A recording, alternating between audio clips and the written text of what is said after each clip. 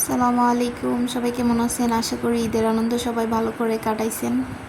আমরা এখন কুরবানির মাংস রান্না করব। আমার বোনে রান্না করতেছে। ভালো করে ধুয়ে তারপর পরিষ্কার একটা ডেকে নিয়ে নিলাম অনেকগুলো মাংস। যদি আমরা মানুষ কম তাও বেশি করে মাংস নিলাম। অনেকে কি করে গরুর মাংস মানে আমি বলতে চাইতেছি, অনেকে আছে যে কুরবানির মাংস বছরের জন্য একদম ফ্রিজ আপ করে রাখা দেয়। এই জিনিসটা করবেন না। যদিও পরে মাংসটা মজা লাগে না বেশি একটা। কুরবানির সময় যত তাড়াতাড়ি সম্ভব খেয়ে দিয়ে শেষ করে ফেলবেন।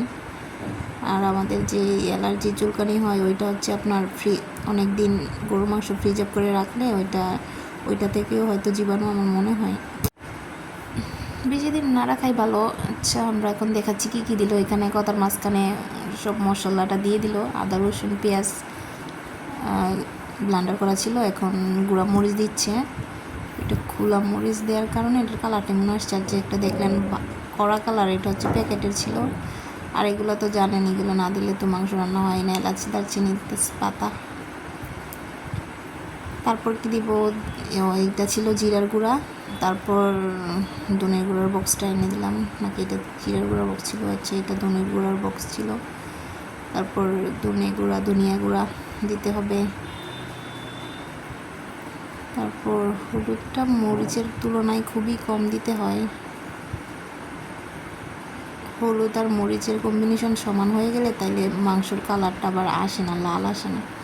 আর সিক্রেট মশলা তো আমাদের নাই। সিক্রেট মশলা দোকান থেকে কিনে আনছি।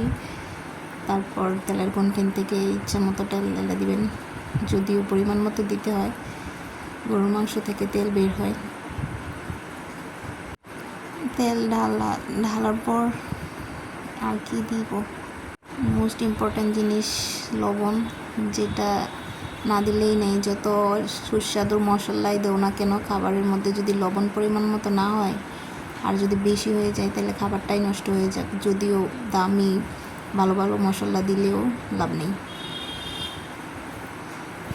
এবার হচ্ছে মাখানোর পালা। যত ভালো করে মাখবে তত মজা হবে, সুস্বাদু হবে। এই জন্য যাই হোক, এটা ভালো করে মেখে তারপর মাখা শেষ। অনেকে রেখে দেয় অনেকক্ষণ, তো এটা রাখতে হবে না, যেহেতু কুরবানির মাংস। আমরা সময় নেই, তাড়াতাড়ি করে চুলা জ্বালিয়ে বসিয়ে দিলাম। চুলার মধ্যে এখন ঢাকনা দিয়ে ভালো করে কিছুক্ষণ পর এসে নাড়াচাড়া দিবে আর কি। ওকে, কিছুক্ষণ পর আসতেছি।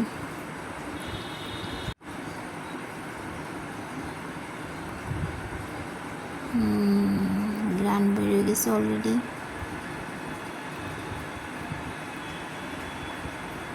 আর একটু পর চলে আসলাম, তো স্কিপ করা নেই বা ইয়াম্মি গ্রান সুরছে। ধোয়ার জন্য তো দেখা যাচ্ছে না, বাট অনেক ভালো কথা। দেখো, অলরেডি হয়ে গেছে মাংস, অনেক ভালো করে কষা হয়েছে। আমরা একটু পরে খাবো।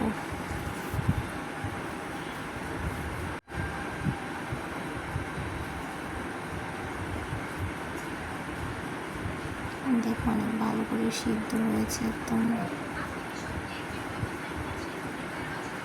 রান্না শেষ, এখন চুলা অফ করে দেওয়া হয়েছে। দেখেন কত সুন্দর তেল বের হয়েছে।